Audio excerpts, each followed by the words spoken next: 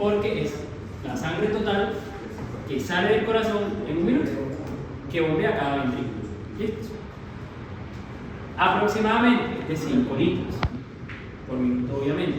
¿Por qué? Porque depende de dos cosas: volumen sistólico, que también se llama volumen latido. Entonces no confundan volumen latido con volumen minuto. ¿Listo? Volumen latido es lo que saca el corazón en cada latido, ahí el nombre lo dice, y volumen minuto lo que saca en un minuto. ¿Listo? Pero para, digamos, como efecto más práctico, aprendes el gasto cardíaco y volumen sistólico para que no se entienda. Entonces, aproximadamente es de 70. ¿Y la frecuencia cardíaca en un adulto cuánto debe ser aproximadamente? 60 a 100.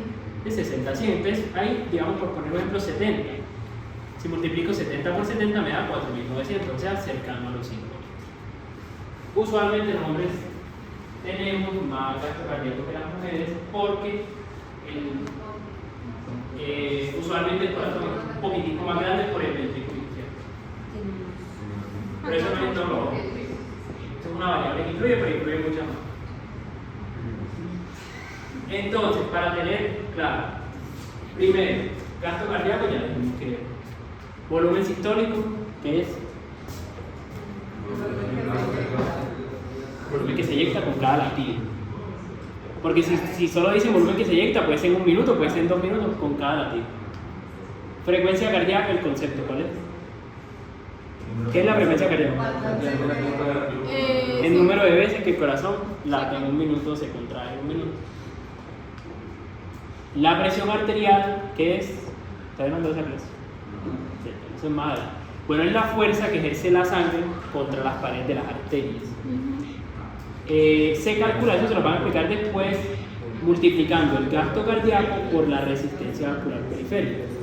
¿Qué es resistencia vascular periférica? Que los vasos periféricos, allá no hablamos de los del corazón, sino los periféricos, sobre todo las arteriolas que son más chiquitas, tienen cierta resistencia al paso de la sangre. Entonces, de eso depende la presión arterial, de estos dos factores básicamente. ¿Por qué se lo puse el concepto ahí? Porque miren que depende del gasto cardíaco, directamente proporcional al gasto cardíaco. ¿Listo? Diferencia entre resistencia vascular periférica y impedancia aórtica.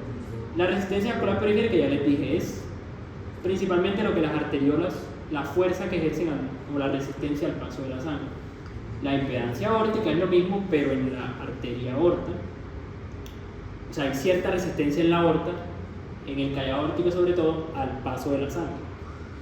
Por eso el ventrículo izquierdo tiene que hacer mucha fuerza para sacar la sangre. Lo cual no pasa en la pulmonar, no hay impedancia pulmonar. Entonces, la sangre llega muy fácil a los pulmones. Y el retorno venoso es la cantidad de sangre que llega al corazón, que llega a las aurículas. Bueno, eso no se mide pues en minutos, simplemente el total de sangre que llega al corazón. Es igual, no igual, es directamente proporcional al gasto cardíaco y es el principal factor determinante del gasto cardíaco en personas sanas. Y ya les voy a explicar por qué. Ese concepto es muy importante. ¿Cuál? El retorno venoso es el principal determinante del gasto cardíaco Sí. en una persona sana. Sí, sí. ¿Qué factores regulan el gasto cardíaco? Esto de acá ya se los voy a explicar.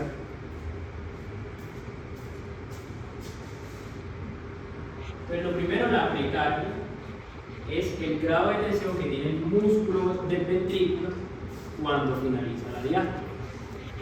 ¿De qué depende que haya tensión en ese músculo? Del volumen telediastólico, o sea, de lo que quede al final de la diástole. Al final, claro. Y la poscarga es la tensión contra la cual el ventrículo tiene que luchar para sacar la sangre. Es un concepto que se hace, pues que digamos se asocia al ventrículo izquierdo más que todo. El ventrículo derecho no tiene casi poscarga porque pues, la presión de la pulmonar es muy bajita, entonces superar eso es muy fácil. El problema es superar esta. Porque la aorta tiene, pues lo que les explicaba, perdón, la impedancia aórtica, que es cuando la aorta ejerce dificultad al paso de la sangre. ¿Listo? Ok. ¿Y el hecho de que se aumenta la poscarga influye directamente en el desarrollo de hipertensión arterial? Sí, es una cosa que puede dar hipertensión, sí. Ok. Porque entonces el corazón se va a hipertrofiar, claro, el ventrículo se hipertrofia para sacar Se hipertrofia. más la sangre, Claro. pero usualmente es al revés. Ok, usualmente es el incremento de la presión del ventrículo lo que aumenta la impedancia, no, lo que disminuye la impedancia aórtica. No, usualmente es la hipertensión la que causa un problema en el corazón. Ya. ¿Ya? Que haya un problema en los vasos, usualmente es por eso, y el corazón entonces se afecta. Pero no, generalmente no es así como tú dices, pero puede pasar también. Claro, un daño en el corazón puede causar también una hipertensión. Y los otros factores son la contractilidad y la frecuencia cardíaca. Entonces la contractilidad es el inotropismo del corazón, lo que ustedes ya vieron en el primer parcial. Sí. La propiedad del corazón para contraerse. Principalmente determinada por el sistema autónomo. El sistema simpático es el que principalmente hace que esa contracción sea más, digamos, más grande. El parasimpático no influye mucho, porque el parasimpático no actúa casi en los ventrículos, sino en los nodos. Entonces controla más la frecuencia, no tanto la contractilidad. Y la frecuencia cardíaca varía con cualquier cosa. Uno se para, uno se sienta, ya varía la frecuencia cardíaca. Es muy variable. Pero básicamente depende del sistema autónomo. Parasimpático baja la frecuencia cardíaca, el simpático la sube. De los electrolitos y de la temperatura. Cuando tenemos fiebre, lo normal es que se nos aumente la frecuencia cardíaca. De hecho, un paciente que tiene fiebre, si no se le aumenta la frecuencia cardíaca proporcionalmente, está pulsando algo malo. Entonces, después lo vamos a ver. Y los electrolitos, por ejemplo, si yo tengo mucho potasio, aumenta el tiempo pues, del potencial de acción cardíaca, entonces se disminuye la frecuencia cardíaca. Y si tengo mucho calcio, por ejemplo, pasa lo contrario. El calcio hace que el corazón se desconecte más rápido. Entonces, si yo tengo hipercalcemia, Me va a causar la frecuencia cardíaca se aumenta. Pero no causa también hiporreflexión. Bueno, hay otras cosas como con los músculos, sí, también. Ok, claro. Sobre todo la hipocalcemia. Una pregunta, ¿es cuando los músculos se inyecten toda la sangre como de ellos de la cisma? Sí, porque siempre tiene que quedar. Siempre tiene que quedar, porque imagínate donde hubiera una valvulopatía severa que no dejara pasar la sangre de la aurícula ventrícula. Y digamos que el corazón dure 5 segundos sin inyectar. Si me voy a entender, vació toda la sangre. Y hay un problema en la aurícula ventrícula.